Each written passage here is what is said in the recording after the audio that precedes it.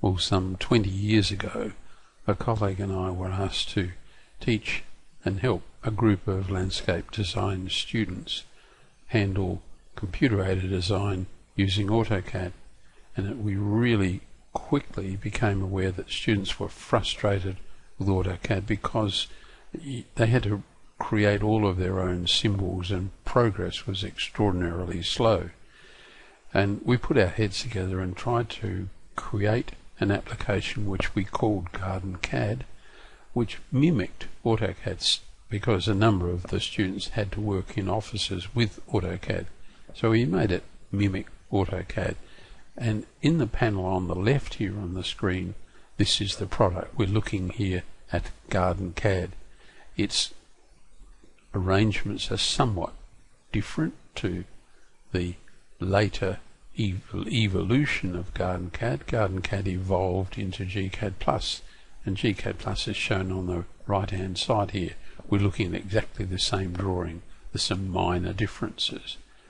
But what I want to illustrate is some people used GardenCAD and then moved into gCADPlus and kept their old habits, and that can be quite limiting in the gCADPlus environment.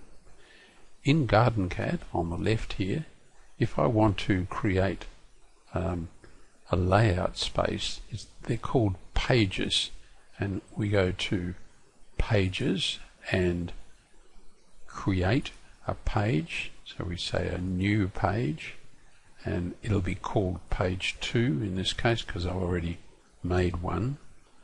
And GardenCAD, this is a fairly big drawing, takes a little while. So page 2, I choose my paper size, let's make it A3, and portrait, just called book, and we'll go OK. Now that there's nothing here, I'll zoom out a little, nothing shows. If we go back to pages and select a page, we go back into model space. So it's similar to the layouts pages in gCADPlus, but quite a lot more cumbersome, especially when you want to lay out a page to scale. And the way it's done in GardenCAD, and remember this is 20-year-old software which was modestly priced, I think less than $50, and we select it and we create a block, and I'll just call it a name such as TT. Takes quite a while. TT, a pick point for a base point, come down here on the left, and GardenCAD will busily create on the left hand side here a block.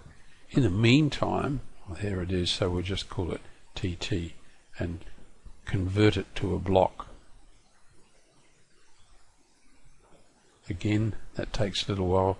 We are regenerating the drawing. Let me go over to the right, and you know of course to create pages here it's just format, layouts, new, pick paper size.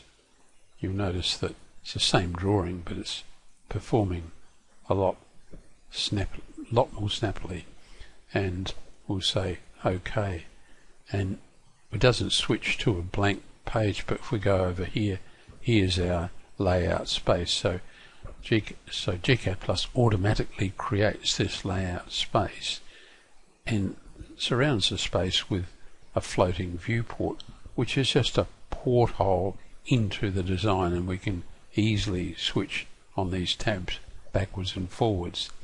Let me do it again, and we'll activate our properties box, and we've got the floating viewport selected, so we can set a view scale. So let's set a view scale of 100, and as you know, you just pop in here and scroll out a little, and doesn't quite fit, but we'll leave it at that. For purposes of demonstration, we'll just say display it on the layout. We can probably get it to fit a little better by moving our floating viewport up like so, and then double click again and I think we can actually get the whole design and display it on layout. So we have a 1 to 100 sheet that's zoom extents. That little layout, let's get rid of the properties box. There's our 1 to 100 scale. Now to do the same thing in GardenCAD, we have to select the page, which was called page 2, and we can zoom out a little and pan. There's our A3 page. I'll take the grid off, and then what we do is to insert a block. Remember, we made a block.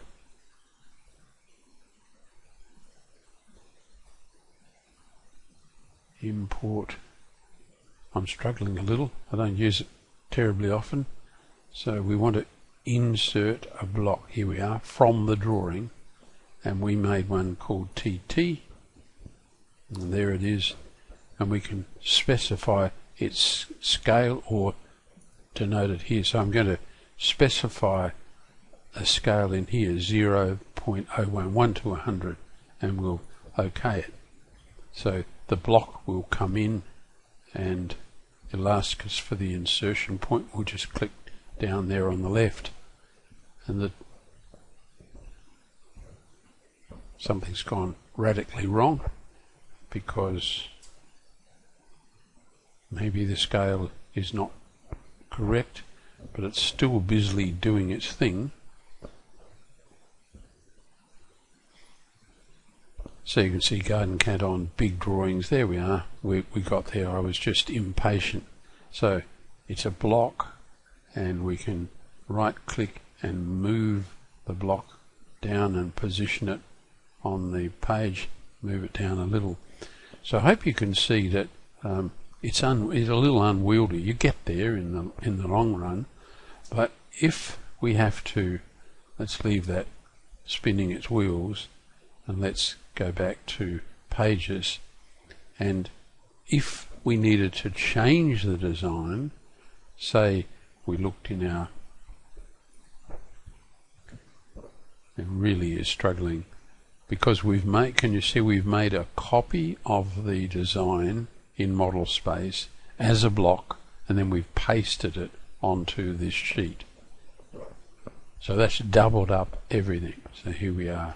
Finally we get there, and that would frustrate me.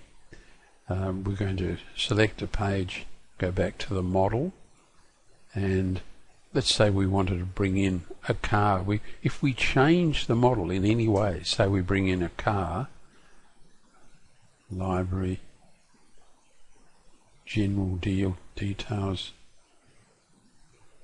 we haven't got a car.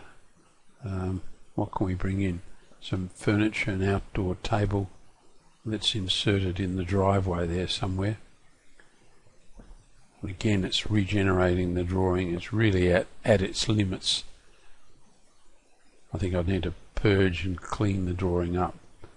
What I was going to demonstrate is that if I insert the block here in model space, and I want to make a brand new drawing, or there it's gone in but the scale is horribly wrong, so I can go to properties and scale it up.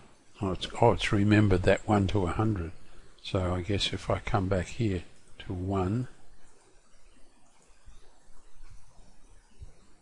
and the scale Z, let's make that 1 also. So there's our table sitting in a rather silly way in the middle of the driveway. But if we made a table, or better still, a car, and we could go to library, details, vehicles, an SUV, here's an SUV filled, so we can open that up, insert it into the drawing, and pop it in, grab hold of it, and rotate it like so. Now, in contrast to GardenCAD, the change we make to the drawing here will be reflected immediately. I don't have to do anything at all. Whereas in this GardenCAD environment, let me just get rid of that. If we go into our layout page, or its page, and go here. Now remember, in model space we had this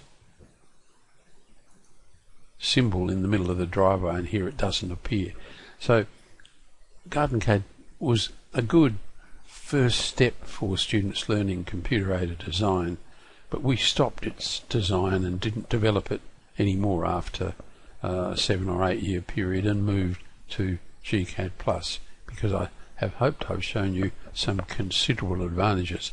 This is all working on the same machine with the same drawing, and gCADPlus works much more efficiently in every aspect of design work.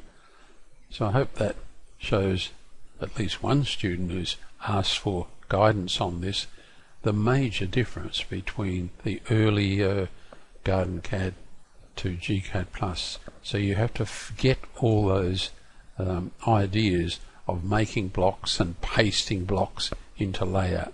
You're doubling up, building up problems for yourself down the track.